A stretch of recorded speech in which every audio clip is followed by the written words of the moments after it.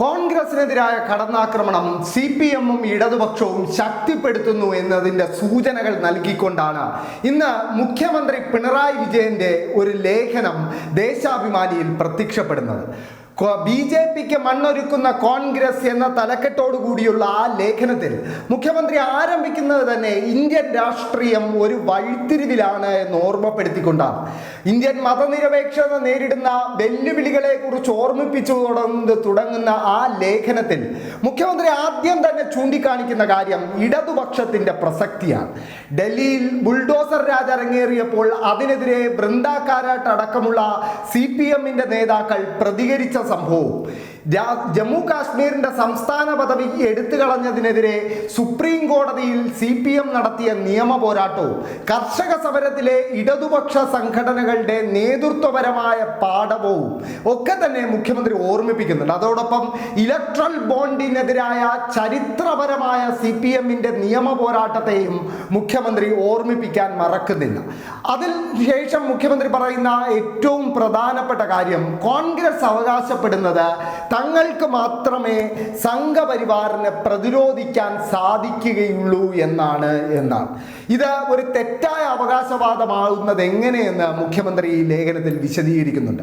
യഥാർത്ഥത്തിൽ ഇക്കഴിഞ്ഞ ലോക്സഭാ തെരഞ്ഞെടുപ്പിൽ ഹരിയാന, മഹാരാഷ്ട്ര, ഉത്തർപ്രദേശ് പോലെയുള്ള സംസ്ഥാനങ്ങളിൽ കോൺഗ്രസിന് അനുകൂലമായ കർഷക വികാരം അത് ഇടതുപക്ഷ സംഘടനകളുടെ നേതൃത്വത്തിൽ നടന്ന കർഷക സമരങ്ങളുടെ ഭാഗമായി ഉണ്ടായ കർഷക രോഷത്തിന്റെ പ്രതിഫലനമാണെന്ന് മുഖ്യമന്ത്രി ഓർമ്മിപ്പിക്കുന്നു. അതോടൊപ്പം കോൺഗ്രസ് തൻ്റെ തന്നെ നയത്തിന്റെ ഭാഗമായാണ് ഈ പല സംസ്ഥാനങ്ങളിലും ഹരിയാന പോലെ, ഡൽഹി പോലെ, മഹാരാഷ്ട്ര പോലെയുള്ള സംസ്ഥാനങ്ങളിൽ BJP വീണ്ടും നിയമസഭാ തെരഞ്ഞെടുപ്പിലൂടെ അധികാരത്തിലെത്തിയതെന്ന് മുഖ്യമന്ത്രി ഓർമ്മിപ്പിക്കുന്നു. അതിന് ഉദാഹരണമായി ഡൽഹി നിയമസഭാ തെരഞ്ഞെടുപ്പിൽ എങ്ങനെയാണ് കോൺഗ്രസിന്റെ നയം BJPയെ വിജയിപ്പിച്ചതെന്ന് മുഖ്യമന്ത്രി വിശദീകരിക്കുന്നുണ്ട്. ഏകദേശം 14 മണ്ഡലങ്ങളിലാണ് കോൺഗ്രസിന്റെ വോട്ട് ഭിന്നിപ്പ് ഒന്ന് മാത്രം BJPയെ വീണ്ടും ഒരു ഈസി വാക്ക് ഓവർ വിജയത്തിന് സഹായിച്ചത്. അതിന് ഉദാഹരണമായി മുഖ്യമന്ത്രി ചൂണ്ടിക്കാണിക്കുന്ന ആദ്യ മണ്ഡലം എന്ന് പറയുന്നത് തിമാർപുരിയിൽ BJP 1168 വോട്ടിന്റെ ഭൂരിപക്ഷത്തിലാണ് വിജയിക്കുന്നത്. അവിടെ കോൺഗ്രസ് സ്വന്തമാക്കുന്നത് 8361 വോട്ടാണ്. അതായത് ഏകദേശം BJPയുടെ ഭൂരിപക്ഷത്തിന്റെ 8 ഇരട്ടി. 2015-ലും 2020-ലും ഒക്കെ തന്നെ ഡൽഹിയിലെ നിയമസഭാ തെരഞ്ഞെടുപ്പിൽ കോൺഗ്രസിന്റെ വോട്ട് വിഹിതം വളരെ കുറവായിരുന്നു എന്ന് മാത്രമല്ല അവർക്ക് ലഭിച്ചത് വെറും 0 സീറ്റുകളായിരുന്നു. എന്നിട്ടും ഇത്തവണ രാഹുൽ ഗാന്ധിയെ അടക്കം പ്രചരണത്തിനെത്തിച്ച് കെജ്രിവാളിനെതിരെ ആരോപണങ്ങൾ ഉന്നയിച്ച് ശക്തമായൊരു പ്രചരണം കോൺഗ്രസ് നടത്തിയപ്പോൾ അതിന്റെ ഗുണം പറ്റിയത് ഈ പറയുന്ന BJP ആണെന്ന് മുഖ്യമന്ത്രി ഓർമ്മിപ്പിക്കുന്നു. മറ്റൊരു മണ്ഡലം മുഖ്യമന്ത്രി ഉദാഹരണമായി ഉയർത്തി കാണിക്കുന്നത് ഗ്രേറ്റർ കൈലാഷ് എന്ന ഡൽഹിയിലെ നിയമസഭാ മണ്ഡലമാണ്. അവിടെ BJP 3188 വോട്ടിന്റെ ഭൂരിപക്ഷത്തിനാണ് വിജയിക്കുന്നത്. അവിടെ കോൺഗ്രസ് സ്വന്തമാക്കുന്നത് 6711 വോട്ടാണ്. അതായത് 2 ഇരട്ടി വോട്ട്.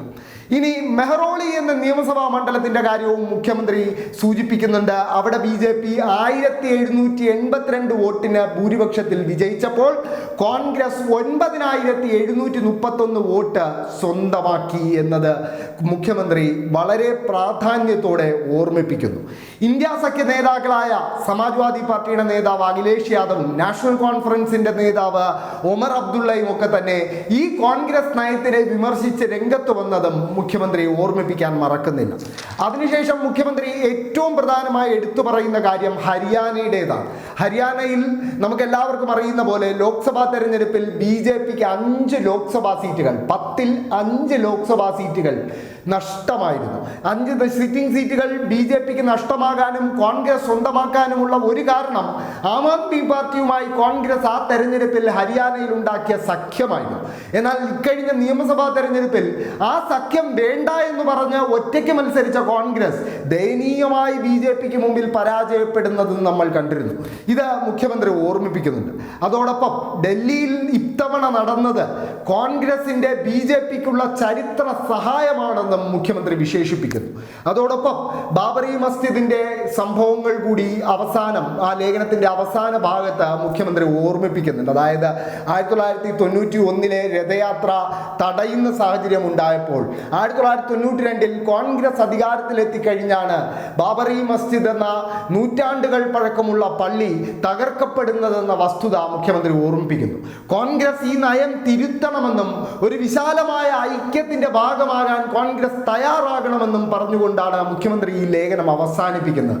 കോൺഗ്രസ് നേതാക്കൾ CPM-നെതിരായ കടന്നാക്രമണം BJP-യേക്കാൾ കൂടുതൽ കടുപ്പത്തിൽ നടത്തിക്കൊണ്ടിരിക്കുന്ന ഈ ഘട്ടത്തിൽ കോൺഗ്രസിനെതിരായ കടന്നാക്രമണവും ശക്തിപ്പെടുത്താൻ തന്നെയാണ് ഇടതുപക്ഷത്തിന്റെ തീരുമാനം എന്ന് വ്യക്തമാക്കുന്നതാണ് മുഖ്യമന്ത്രിയുടെ ഈ ലേഖനമെന്ന് പറയേണ്ടിയിരിക്കുന്നു.